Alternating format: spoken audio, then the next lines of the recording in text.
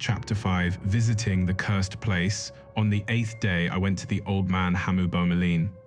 Hammou Boumaleen needs no special description because he is the same man you find in every old Moroccan mountain village, the man who always sits on his doorstep as if he is part of the building, not a guest in the place but a component of it. The 90-year-old in his heavy woolly djellaba he wears in all seasons with the wooden cane his gnarled leather-skinned hand leans on, his face a map of deep wrinkles that make you feel each wrinkle hides a complete story. I found him where I always know he will be, on his house's stone threshold, gazing at the distant horizon where the village ends and the forest begins, and then the mountain. His hand buried in his large wooden prayer beads, whose sound I'd heard throughout my childhood. I sat before him on the flat stone I used to sit on as a child. He said before I spoke, "I knew you would come." I asked him, "You knew how?" He said, "Because the house has begun to move, and when the house moves, people come asking." I said, "What does it mean for the house to move?" He looked at me for the first time since I sat, his eyes small and deep in the wrinkles of his face, but holding something very alert in them.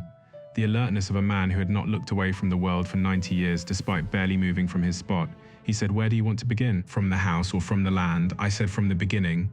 He closed his eyes a moment, as if scrolling through a very long memory, then began. He said, "Your grandfather, God have mercy on him, did not build the house out of nowhere, nor did he build it on empty land. He built it on the foundations of a building older than it by at least 200 years.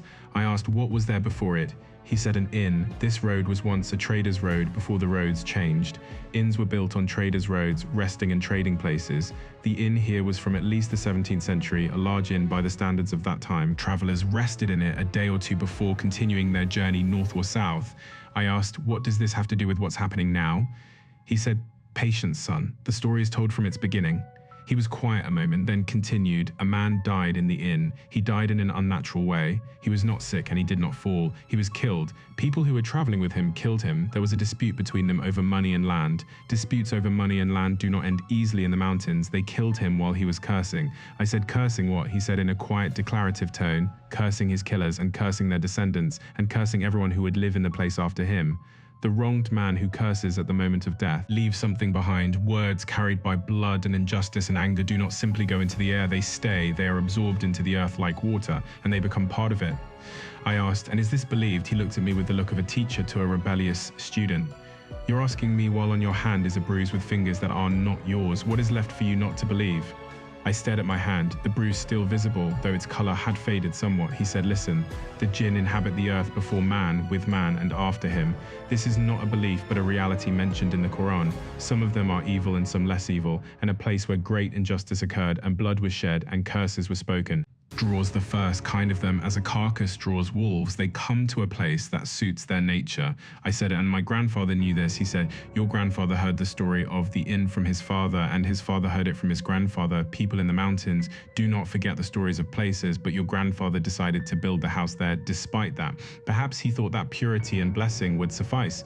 This is reasonable and understandable, but the earth carries its memory, I asked. And my father, did he know? He stopped. A sideways glance, something he knows and does not want to say in the wrong way. He said, your father, God have mercy on him, knew more than he showed. The man who keeps much to himself carries a burden alone. I said, what do you mean exactly? He said, first go and see the old place, the well on the outskirts of the village behind the forest, and when you return, we will talk more. He rose slowly with extreme care, leaning on his cane, and said, but go. Before noon, afternoon, no one should be near the well. I found the well after a third of an hour walking through the forest. Hammou Boumaleen described the way to me in a few precise words. Walk east from the last house in the village until you find the only lote tree in the forest, then turn left and walk 100 steps. I found the lote tree, I found the well. It was surrounded by intertwining lote trees whose branches seemed deliberate rather than natural, as if planted to surround it rather than growing spontaneously. The well itself was sealed with a huge flat stone that would need more than one man to move, a flat white stone amid a forest of dark stones. Around it on the ground were small regular stones arranged in a circle, and on each of these small stones were carvings, symbols that were not Arabic letters nor Amazigh, geometric shapes, some overlapping circles, some intersecting lines at specific angles.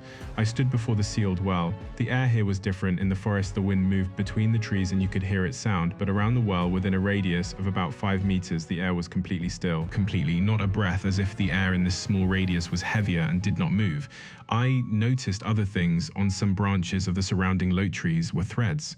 old colored threads that had lost most of their original colors, some tied with small pieces of cloth, some tied with small animal bones, some carrying folded papers from old yellow paper that moisture seemed to have ruined whatever was written on them, and on the stone that sealed the well on the lower side touching the ground was old red paint, a shape or symbol resembling an open eye without a lid.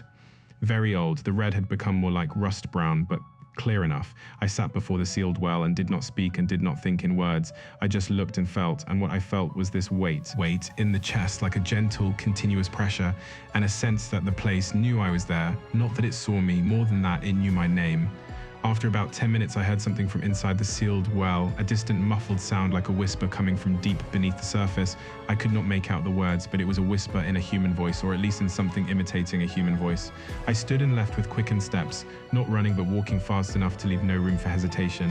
When I reached the edge of the forest and looked back, I saw nothing but the trees, but I felt something like a gaze in my back. I did not look again. When I returned to Hammou Boumaleen and sat and told him what I had seen and then what I had heard, he looked into the distance and said, "People from surrounding villages used to come to this well at night. They would throw things into it, talismans, bindings, asking those who dwell below to harm specific people. This has existed since ancient times. It is forbidden and dangerous. Everything thrown into that well wakes those inside and tempts them and activates them. And when activated, they need someone to carry them to humans." I said, "And who carries them?" He said, "The nearest person they find in a place close to where or a person summoned to that place in some way." I said I was summoned. He looked at me with those watchful old eyes. "You're asking me how you got here? What brought you precisely? Not only Fatima was the excuse, but something made you come quickly and without much thought. Don't you wonder?" I thought. And the honest answer was no. I had not thought much. I made the decision in a minute and packed my bag and came. I had not thought about it the way I normally think about any decision. I said, as if the decision wasn't entirely mine. He said, "Not you alone. Fatima too. Something surrounding this house and this family decided the time for resolution had come." I asked, "Why now? Why after all these years now?" He looked into the distance at something he could not see and said, "Because you drifted away from religion, because Fatima became lonelier, because your father died and took with him things he knew and didn't say. Seasons have their time, son." Then he rose and entered his house, and before he closed the door said, "Seek a sheikh. Not just any sheikh, the sheikh who knows this specific type of matter. These people are few, but they exist. Seek him through the mosque imam, give my greetings and say Hammou sends you." He closed the door. I stood in the narrow alley between his stone walls under a sun beginning to tilt toward the west, and in my head many voices not speaking at the same time. Then I felt something, a gaze, a clear, deliberate gaze in my back. I turned quickly. No one in the alley, no person, no animal, but in the damp grass beside the wall, directly behind me were the prints of 2 feet, 2 bare feet clear in the shape in the wet mud.